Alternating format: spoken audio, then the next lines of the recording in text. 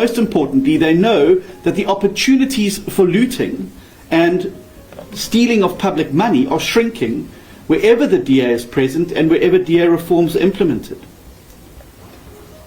This flagrant double standard that protects the likes of Simelane and Kabane but acts against Whitfield proves that in the ANC's universe, the only things you dare not be are competent, honest and hard-working. But sadly, this is not an isolated incident.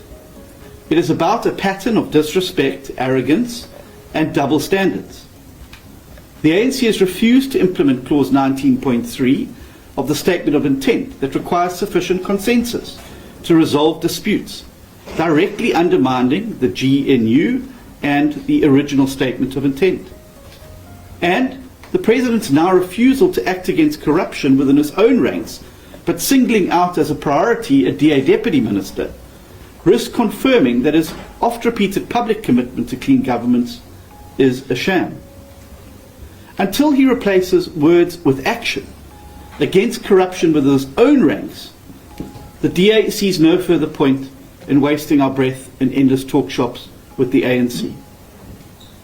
For that reason, the Democratic Alliance's Federal Executive, which met at 1 p.m. today, has resolved to withdraw from the national dialogue. Good morning, guys. Good morning once again. Welcome to South Africa Lately, a channel that discusses South African trending news. We do, however, grab here and there from international news when it is trending enough to be brought here. Please do understand that I'm not a politician. I do not have deep knowledge in politics. However, I am a South African citizen and also a voter, and I do believe that my views count when it comes to political affairs of our super gorgeous country. You see, yesterday for me, what John Steenhuisen succeeded to display right in front of my eyes is that the Democratic Alliance is equally corrupt, but their own is top shelf stuff, just too sophisticated.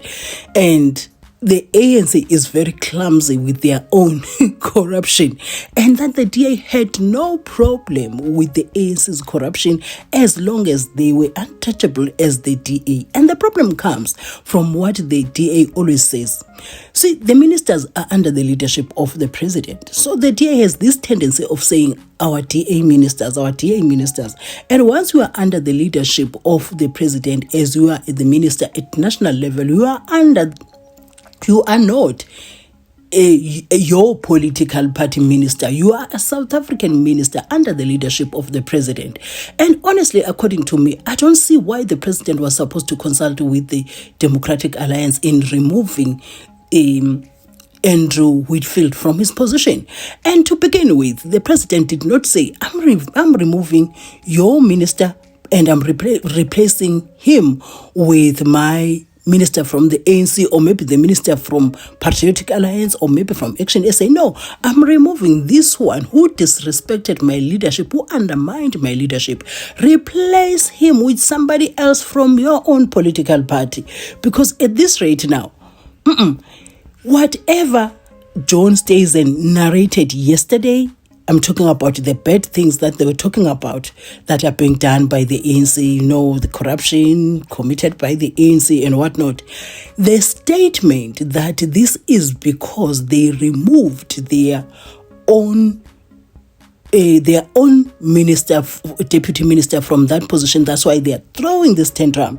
It nullifies everything that John Steenhuisen spoke about that is bad, that is being done by the ANC.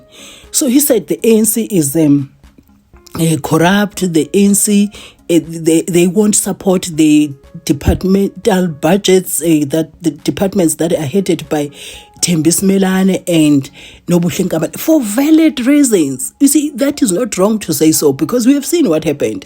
Everybody's asking questions. When I say everybody, I'm talking about the people that are interested in what is happening in South Africa politically. We have seen that it calls for action from the ANC side or from the president's side.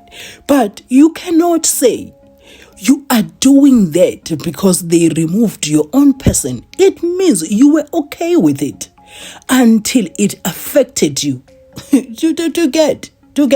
So all the things that John Steenhuisen said after that, it was not It was just not good. Let me put it that way. It became irrelevant.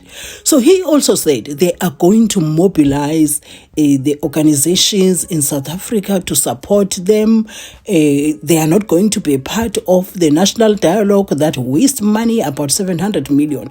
Now, the question is, why were you okay with it?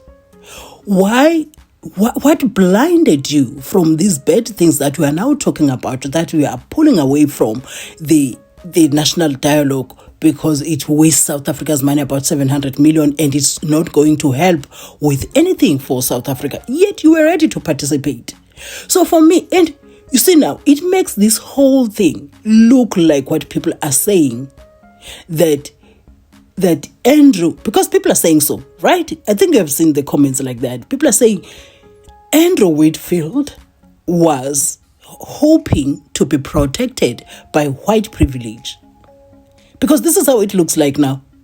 And don't forget that this happens right in front of us. The people who are shopping around, and some people are considering voting for the Democratic Alliance, but they keep shooting themselves on the foot, because there is no reason for this type of behavior by the Democratic Alliance, that they are not supposed to be called to order. Their own people must not be disciplined. So it gives substance to the accusations, or maybe the allegations, that Andrew Whitfield was hoping to be protected by white privilege. Because to begin with, if you look at the argument that they were supposed to be consulted before he was fired, the president said it wouldn't change anything. Even if he did that, he is not supposed to explain himself to anybody. Even if he did explain this, it was not going to change anything. Andrew would have been removed still.